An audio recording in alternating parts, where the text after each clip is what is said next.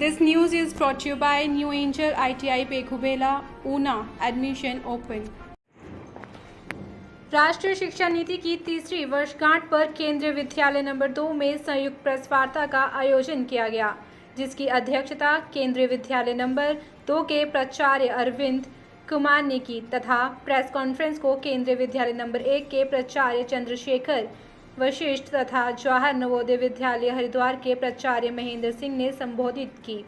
आनंद स्वरूप आर्य सरस्वती माध्यमिक विद्यालय के प्रतिनिधि के तौर पर विनीत राठी भी इस पत्रकार वार्ता में मौजूद रहे। शिक्षा नीति 2020 की 29 जुलाई को तीसरी वर्षगांठ मनाई जा रही है और पूरे भारत में सभी अभिभावकों को, सभी छात्र छात्राओं को, आमजन को राष्ट्रीय शिक्षा नीति के क्रियान्वयन के लिए, इम्प्लीमेंटेशन के लिए क्या क्या सुविधाएं दी जा रही है, किस तरह से उसमें किया जा रहा है, उसके लिए आज ये प्रेस वार्ता की जा रही है। जैसे हमारे केंद्रीय विद्यालयों में, जवाहर नवोदय विद्यालय और दूसरे जो पब्लिक स्कूल है उनमें हमारे बाल वाटिकाएं शुरू की गई हैं और जो हमारे खुद के केंद्रीय विद्यालयों में बाल वाटिका 3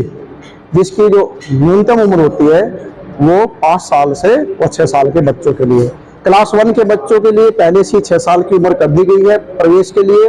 और क्लास 1 के जो बच्चे आते हैं उनके लिए विद्या प्रवेश की वो पहले जो कुछ सप्ताह है, 12 सप्ताह है, उनमें वो खेल कूद से ही सीखेंगे। उनको कॉपी किताब नहीं लानी है, उनको स्कूल में क्या माहौल है, किस तरह का उनको रहना है, कैसे वो टीम वर्किंग में और घर से पहली बार निकलने, वो सारे किस तरह से वो यूज टू हो जाएंगे, सबसे पहले हमें उनको करना है।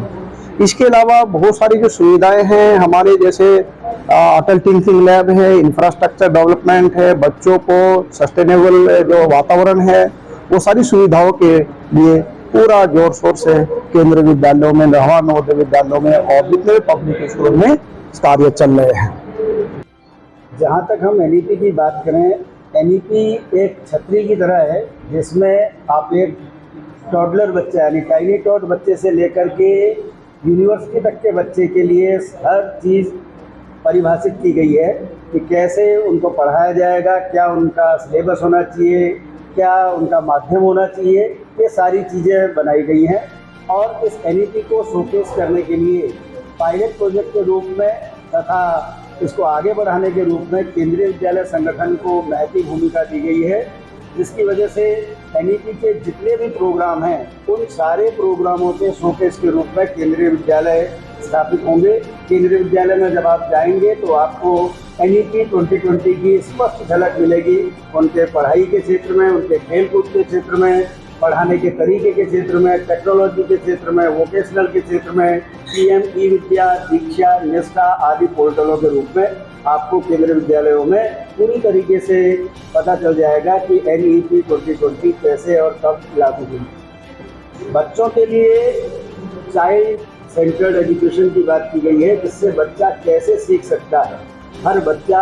यदि सीखने के लिए एक अलग रूप रखता है तो उसके हिसाब से एनईपी ने एक प्रबंध किया है कि मातृभाषा या बच्चे के समझ में आने वाली जो भाषा है उस पर बच्चे की पढ़ाई हो, बच्चा उसको सीखे, बैग कम से कम लाए। एनसीएफ फाउंडेशनल स्टेट में जो भी तरीके बताए हैं उससे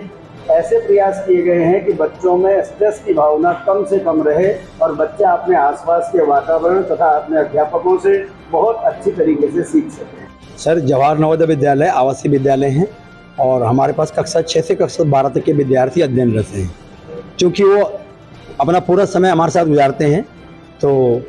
जो भी सरकार ने नीति उपलब्ध की है उसमें 3 बातें हमारे वहाँ विशेष रूप से ध्यान दी जा रही हैं। जो सब्जेक्ट टीचिंग है वो तो ई कंटेंट के माध्यम से या स्मार्ट बोर्ड के माध्यम से की जा रही है। साथ ही बच्चों का दूसरा महीना मानसिक स्वास्थ्य पर विशेष ध्यान दिया जा रहा है। इनके हेल्थ चेकअप्स हर 15 डेज में हमारे सीएमओ साहब के माध्यम से होते रहते हैं। और तीसरी बात है खेल में सीखने वाली बात। तो चूँकि हमारे पास है उनके टाइम शेड्यूल बटे हुए हैं, टीचरों की ड्यूटियाँ लगी हुई हैं और बच्चे का गेम 6 क्लास में तय कर लिया कि आप कौन सा गेम खेलना पसंद करते हैं। एक दिन सर हमने रखा है बैगलेस डे। उस दिन बच्चा स्कूल में बैग लेके नहीं आता है और वो अपने मन से जो सब्जेक्ट टीचर है वो ग्राउंड में जाना चाहे और साथ साथ उनके रिक्रिएशन के लिए प्रत्येक शनिवार की शाम को उनको हम दूरदर्शन के माध्यम से कोई प्रोग्राम या अपना कोई मूवी देखना चाहें शिक्षा पर वो अवश्य दिखाते हैं। साथ ही चूँकि हम भोजन के बाद उनके हॉस्टल में विचरण करते हैं तो उनके साथ स्वास्थ्य किस तरह सफाई रखनी है, ये सारा काम उनके साथ मिलकर हम खुद शेयर करते हैं। हाउस मास्टर साथ में रहते हैं, इसीलिए इस शिक्षा नीति को प्रारंभ करने में हमें बहुत ज़्यादा दिक्कत नहीं है, क्योंकि बेस तो प्राइमरी स्कूल तैयार कर देगा और हमें 6 से ऑनवर्ड लेना है, तो इसलिए कोई दिक्कत नहीं है। बिल्कुल सर, लाभकारी सिद्ध है कि हमारे यहाँ तो शिक्षा मंत्रालय ने 9 to 12 हर बच्चे को टैब भी दे दिया गया है, जिससे हम रेमेडियल में यूज़ करते हैं बच्चे 2 घंटे के लिए, फिर हम वापस उससे ले लेते हैं। और उसमें जी और नीट की सारे प्रोग्राम इनबिल्ट हैं ताकि उनका वो फायदा ले सके। जी सर, प्रयास आवासीय विद्यालय है, इसलिए हर क्लास में कैप्टन है और हर सदन में हमारे पास एकेडमिक कैप्टन है, क्लीननेस कैप्टन है, हेल्थ कैप्टन है, स्पोर्ट्स कैप्टन है। हर बच्चे को एक लीडर के रूप में तैयार करने का हमारा प्रयास चल रहा है। हमारे पास 12 हाउस है और 12 × 96 हमने जो है पद अपने दे रखे हैं।